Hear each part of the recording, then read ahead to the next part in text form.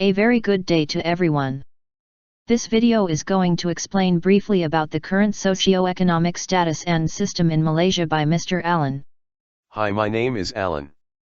And at the end of this presentation, we hope to raise an awareness on how is the current socio-economic system in Malaysia and how is it affecting us. How do you see the future of Malaysia? Do you think we will have a better income? Have less corruption? A better education system? Let us first look at the price trends of Malaysia. Food price had gone up 5% annually. Had you ever imagined what would happen if subsidies on goods such as sugar and rice are being removed? If the previous example looks insignificant to you, try this. In 1972, it took only around 9 months' salary to pay for a car in full. Today, a fresh graduate takes up to 7 years of full salary to buy a similar car. One option that can be considered by the government is to remove the AP, approval permit, for imported cars. Would you want to buy a Toyota Vios for 40,000 Malaysian ringgit?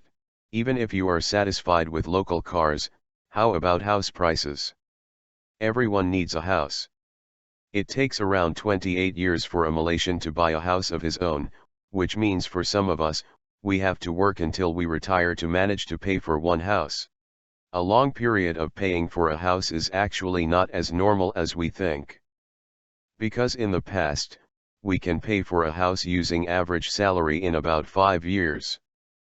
We do not deny the fact that house prices should increase, but our salary is not increasing enough to cover the shooting prices. At this rate it will be more difficult for us to buy houses and we have to depend on external support to buy a house before retirement. As a result, we suffer from different drawbacks of the high prices of houses. Besides resorting to smaller houses and living further away from the city, the most important drawback is that we will experience a drop of earning power which pushes more middle class to lower class category. After the price trends, let us have a look at the demographic and public welfare trends in Malaysia. What does this mean? In 1970, an old lady that earns 50 Malaysian ringgit per month is considered poor. If it is represented in ounce of gold, the old lady's earning is around 0.47 ounces of gold per month. The main reason we showed an old lady's salary from the past is because, we would like to compare it with the average salary of a fresh graduate nowadays, using the salary unit as ounce of gold. Using this unit is a better measurement if compared to using numbers in Malaysian ringgit. Shockingly, the average salary earned by a fresh graduate nowadays, which is around 2,000 Malaysian ringgit to 2,500 Malaysian ringgit, is only worth around 0.42 ounces of gold. The main problem is, even though value of money shrinks over time, salary of a fresh graduate should be way more than an old lady in the past. Everyone in this country has the right to have a living wage that supports food, rent, healthcare, education, clothing, transportation, and savings. That is what our country should give to the people. As you can see in the graph, the number of foreign workers are ever increasing in Malaysia year by year. Do we really need them? We have many graduates that are jobless. Foreign workers are satisfied with low wages, the main reason why companies like to hire foreign workers. Our people cannot get a decent job because many of the job opportunities were taken by foreign workers. Moreover, what they do to our wages is they keep it at a low rate that is way below the average salary rate in Malaysia. Our people cannot survive with that salary, what more to say to compete with people who are satisfied with the salary? We should feed our own people instead, even if it means more cost for the companies that are greedy to have low-cost workers.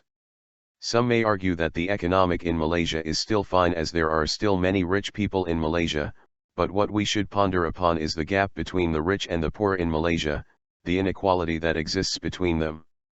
For your information, through a worldwide survey, Malaysia is ranked 39th in terms of inequality between the rich and the poor among 156 nations, and 3rd in Asia.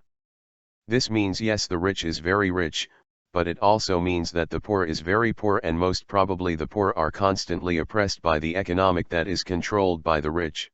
There is also the survey that determines rankings based on inequalities. If Malaysia is placed in Europe, we can see that our inequality level is the highest among Europe nations.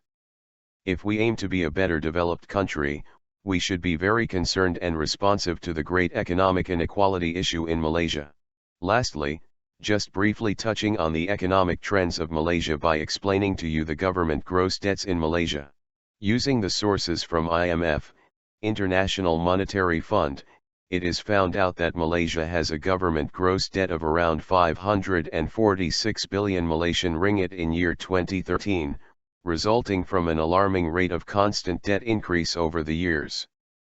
If you see closely, the government gross debt increases 40 billion Malaysian ringgit per year, and it has no sign of stopping itself. In 2013 the debt to GDP ratio of Malaysia had achieved 55.5%, which is a very dangerous state. Kimberly, a U.S. economy expert once said, as a country's debt to GDP ratio rises, it is often a sign that a recession is underway. In conclusion, what are some of the roots of the economic problem in Malaysia? The first one would be inflation, where salaries are not raised enough to match the burden of inflation to the citizens. Secondly, too much foreign labor will depress our local wages and job opportunities.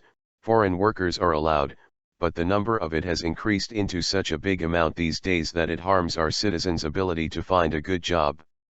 Thirdly, corruption that is eating up our profits. Stricter and more transparent policies have to be implemented to combat corruption cases in Malaysia. We all want a better Malaysia, with all the citizens having an adequate and better income and etc.